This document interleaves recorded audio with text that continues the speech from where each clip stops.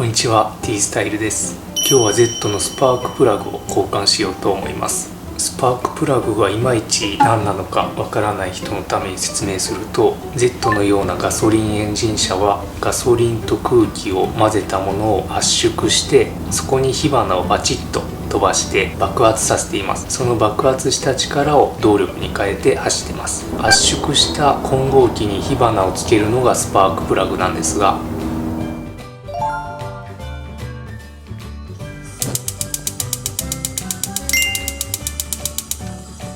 スパークプラグが劣化してくると火花が飛びにくくなるので、エンジンがかかりにくくなったり、加速が悪くなったり、燃費が悪くなったりします。 Z のスパークプラグは10万キロごとの交換推奨されています。僕のは7万5000キロぐらいなんですが、ちょっと早めに交換しようと思います。ここだ。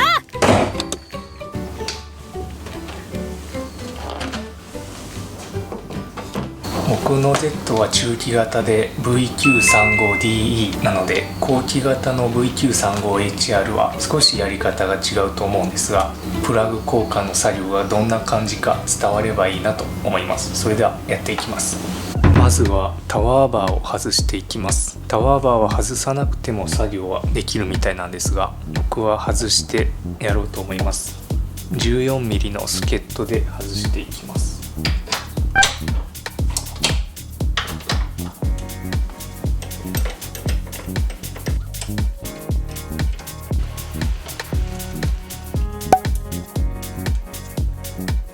次はインテークを外します。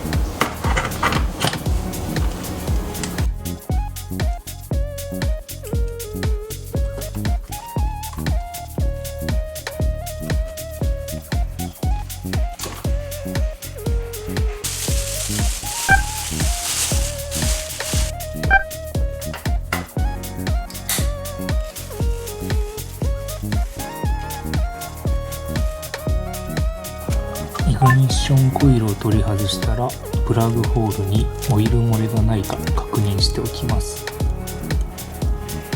今回は 16mm のプラグレンチと 25cm のエクステンション板を使ってプラグを取り外します。マグネットがついているものの方が作業はやりやすいです。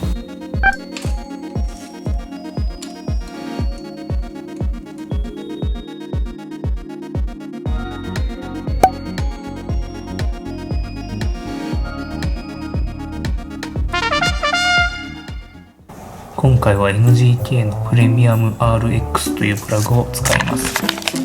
7万5000キロの仕様ですが、結構くたびれているので交換する時期としては良かったと思います。それでは取り付けに移ります。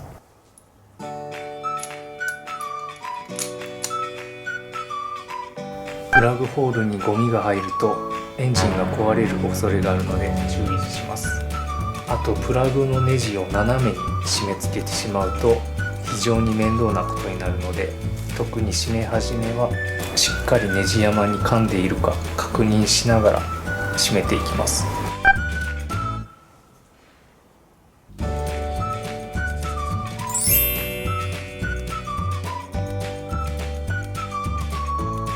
あとは元通り取り付けてカプラーも戻します。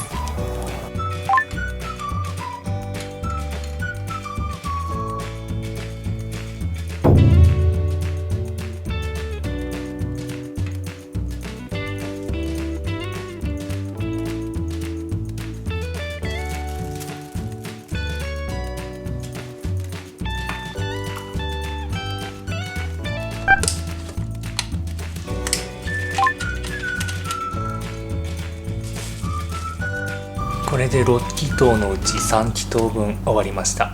あとは運転席側も同じ要領で作業していきます。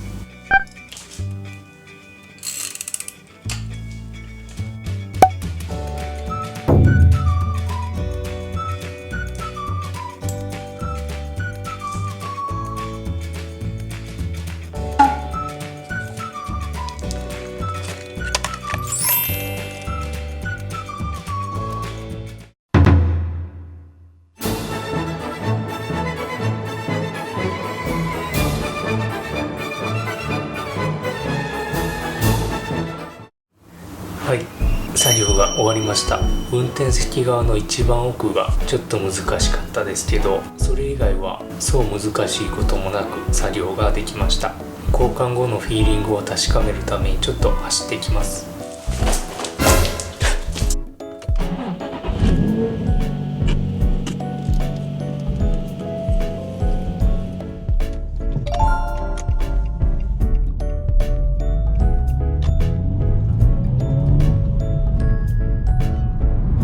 プラグ交換を終えた感想は、まずアイドリングが安定したということ、そしてアクセルに対するエンジンの反応が良くなったということです。以前よりもスルスルと加速していくようなフィーリングがあります。そのため燃費も良くなるんじゃないかと思います。以前よりも走りが気持ちよくなりました。というわけで今回はプラグ交換をしてみました。ご視聴ありがとうございました。チャンネル登録もお願いします。